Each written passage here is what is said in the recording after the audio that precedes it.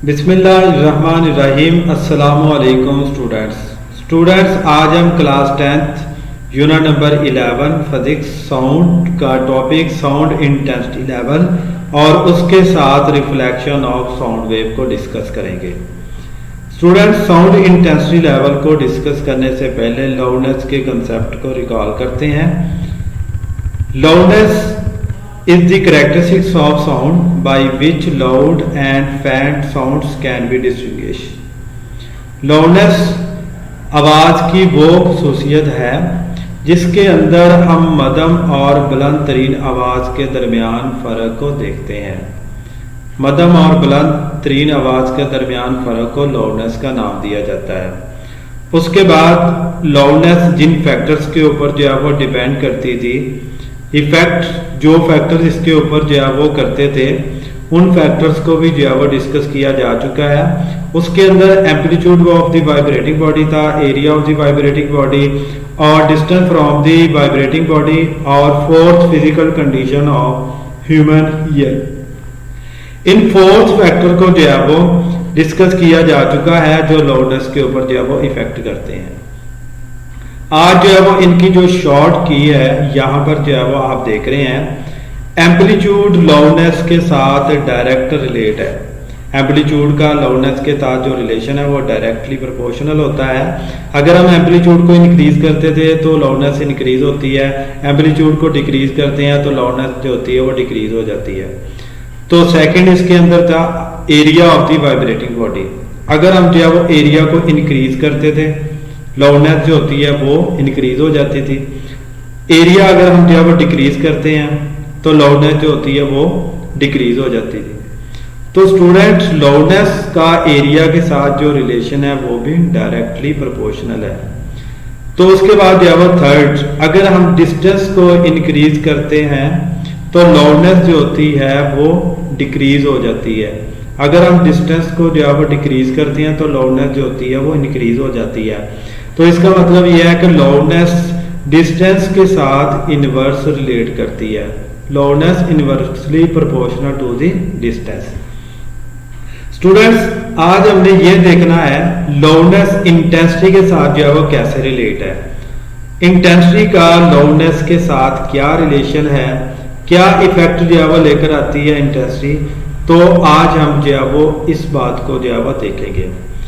Intensity of sound की definition जो है वो एक नजर देख लेते हैं। The sound energy passing per second through a unit area held perpendicular to the direction of propagation of sound waves is called intensity of sound. ये जो परपेंडिकुलर हेल्ड सरफेस है, इसमें पर सेकंड के लिए जो है वो जितनी साउंड एनर्जी जो है वो पास करेगी उसको हम इंटेंसिटी ऑफ साउंड का नाम देते हैं। तो इसके साथ इसका फार्मूला और उसकी यूनिट की जो है वो बात की जा चुकी है।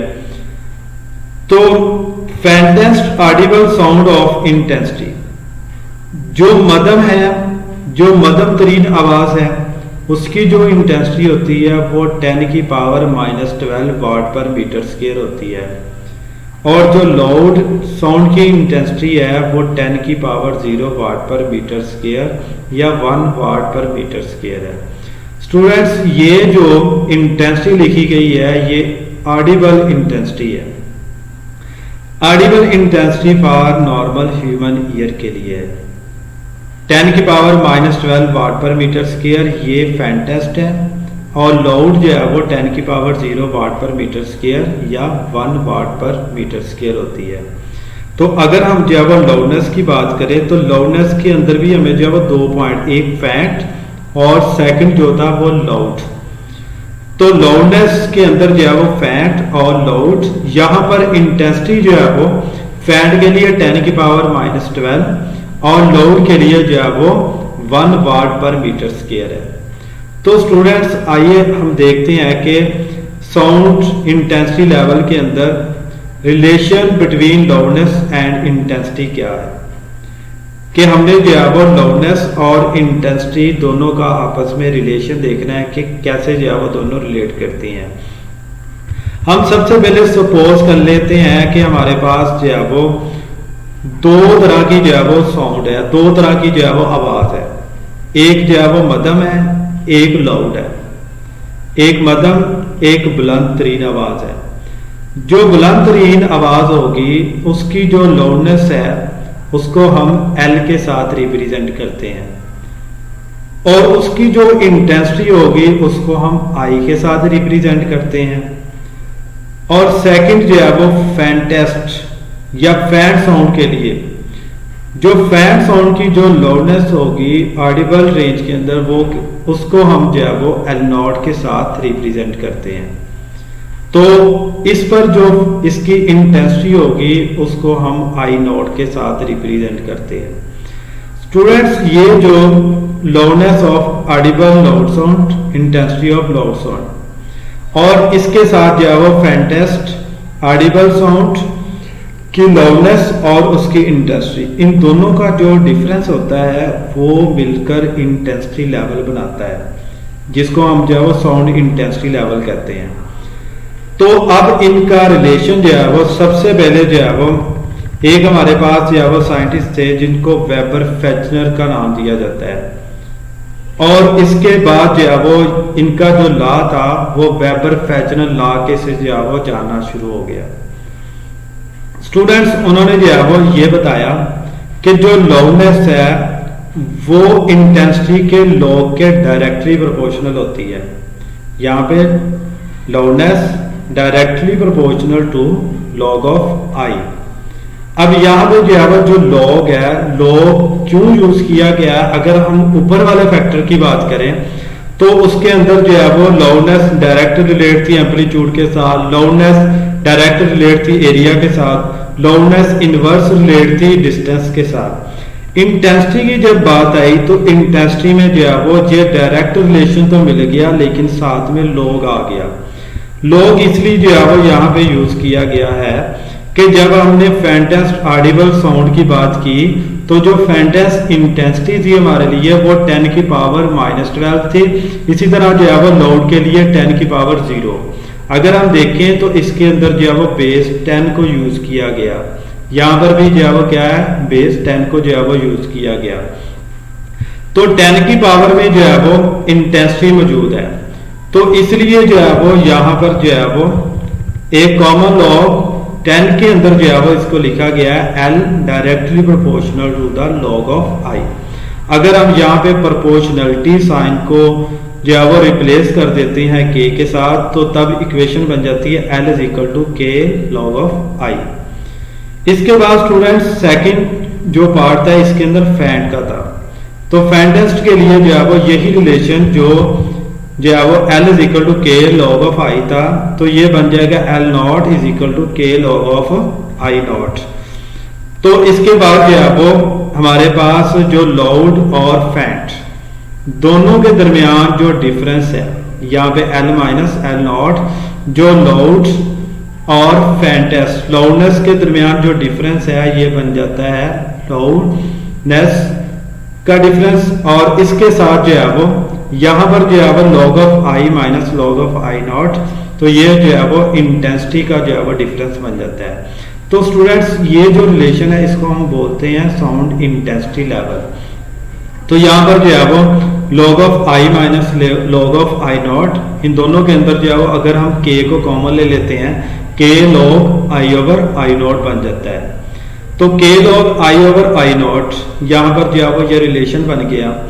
अगर हम जो है वो यहाँ पे सपोज कर लेते हैं के की वैल्यू जो है वो हमारे पास 1 है, ठीक है, के की वैल्यू जो है वो कैलकुलेट भी जो है वो की गई होगी बाज़ जगहों पे, तो के की वैल्यू हम लेट कर लेते हैं ये 1 है। तो जब के की वैल्यू जो है वो 1 होगी तो इंटेंसिटी लेवल जो है वो हमारे पास बनेगा intensity level is equal to log I over I not, और साथ में जो है वो बेल लिखा गया है।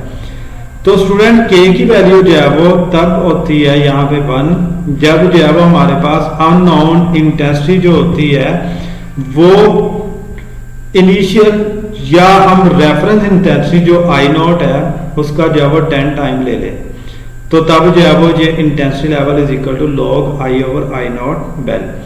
इंटेंसिटी लेवल की जो यूनिट है बेल है, और ये यूनिट जो है वो अलेक्जेंडर ग्राहम बेल के साथ जो है वो रिलेट करती है। इस बना पर जो है वो इसको नॉमिनेट करने वाला जो बंदा था वो अलेक्जेंडर ग्राहम बेल था।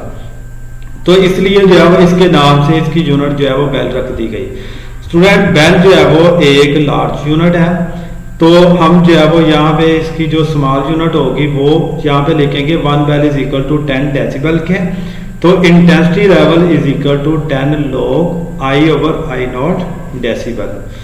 तो ये हमारे पास जो है वो ये रिलेशन आ गया, intensity level is equal to 10 log I over I not dB decibel. तो इसके साथ अगर आप देखें तो यहां पर जो है वो जो I नॉट है, I नॉट जो है वो ये हमने ऊपर देखा था कि ये फैंटस इंटेंसिटी होती है। स्टूडेंट ये कम से कम जो है वो रेंज है, ये कम से कम जो है वो इंटेंसिटी की वैल्यू नॉर्मल ह्यूमन के लिए, ये नॉर्मल ह्यूमन के लिए जो है वो कम से कम जो है वो वैल्यू है।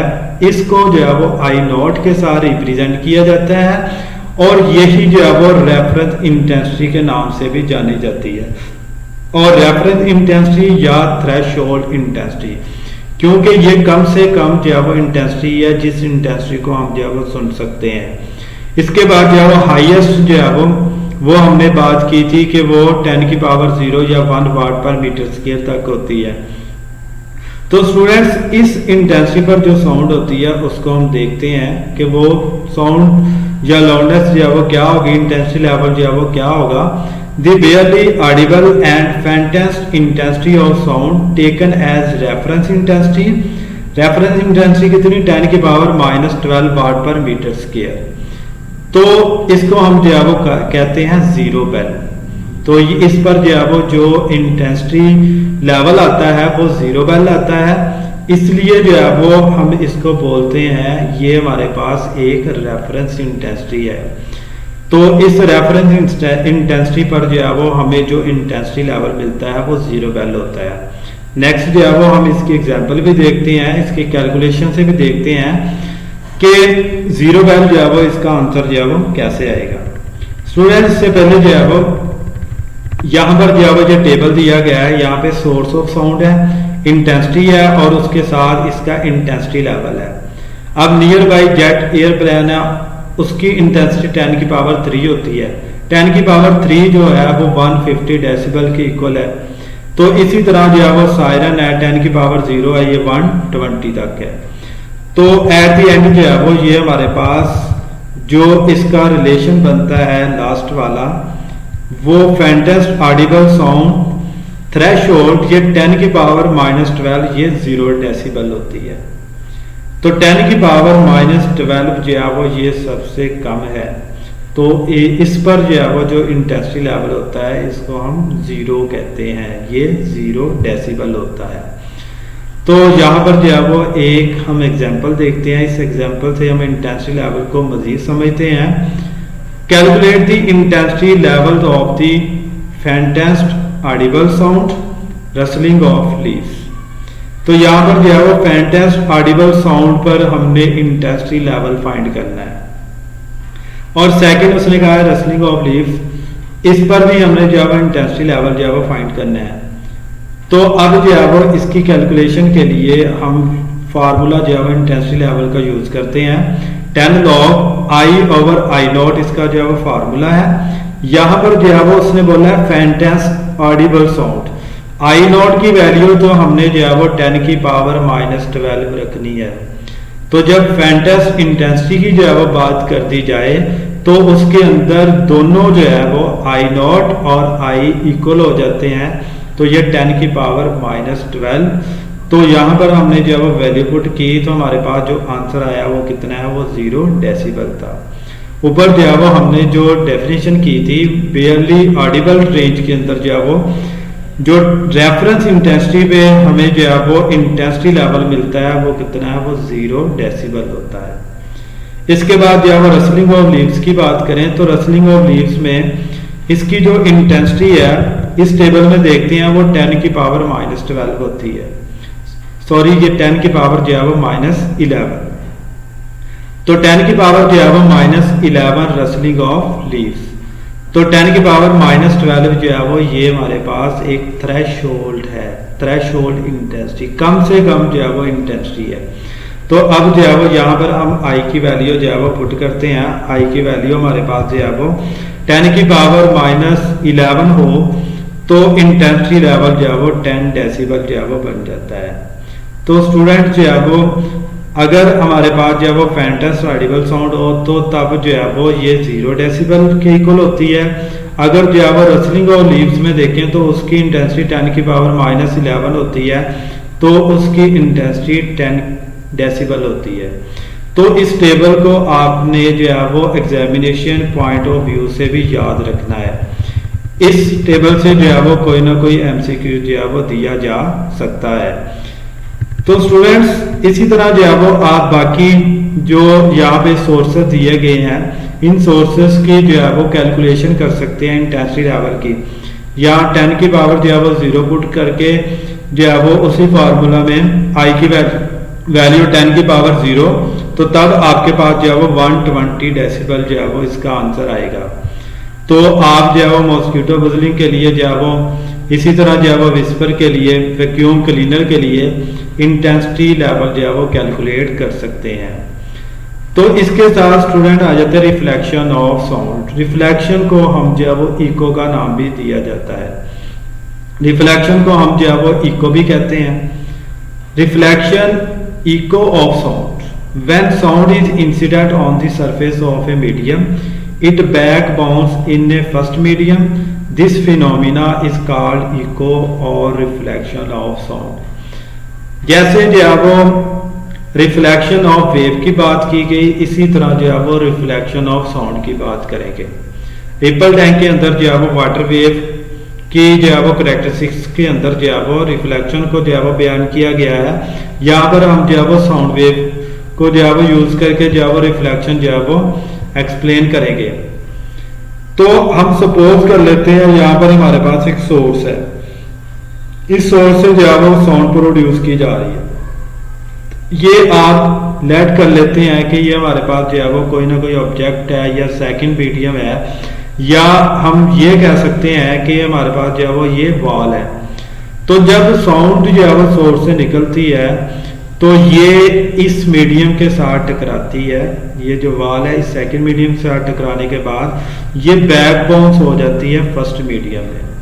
तो हमें जो है वो ये साउंड जो है वो दोबारा सुनाई देती है। जैसे हम कभी कभार जो है वो मीटिंग हॉल में बैठे हो, सिनेमा हॉल में बैठे हो, तो वहां पर जो है वो एक गूंज की शक्ल में जो है वो हमें जो है वो आवाज सुनाई दे रही होती है। तो बड़े बड़े जो है वो जो सेरेमनीज हैं, हम मजलिस की जो है वो बात करें तो वहां पर जो है वो उन्होंने जो साउंड सिस्टम यूज किए होते हैं, तो वहां पर भी जो है वो बहुत गूंज के साथ जो है वो आवाज हमें जो है वो सुनाई दे रही होती है। तो वो भी रिफ्लेक्शन ही की वजह से आती है। तो यहाँ पर जो है वो उसने बात की है, यहाँ पे हमारे पास जो है वो सोर्स से जब जो है वो साउंड वेव जो है वो आएगी, हम जहाँ पे जो है वो सुनते हैं स्टॉप वॉच से जो है वो हम उसका जो है वो टाइम दे सकते हैं। तो स्टूडेंट्स यहाँ पे रिफ्लेक्शन ऑफ साउंड को जो है वो इससे भी हम देख सकते हैं कि जब स्पीकर से जो है वो साउंड वेव जो है वो निकलती हैं तो वो सरफेस के साथ जो है वो टकराती हैं, टकराने के बाद जो है वो बैक बाउंस हो जाती हैं फर्स्ट मीडियम में।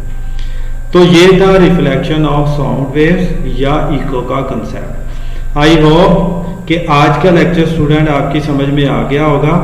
इंशाल्लाह नेक्स्ट टाइम जो है वो हम नेक्स्ट लेक्चर को जो है वो डिस्कस करेंगे, नेक्स्ट टॉपिक को हम जो है वो देखेंगे। Okay, thank you so much, Allah Hafiz.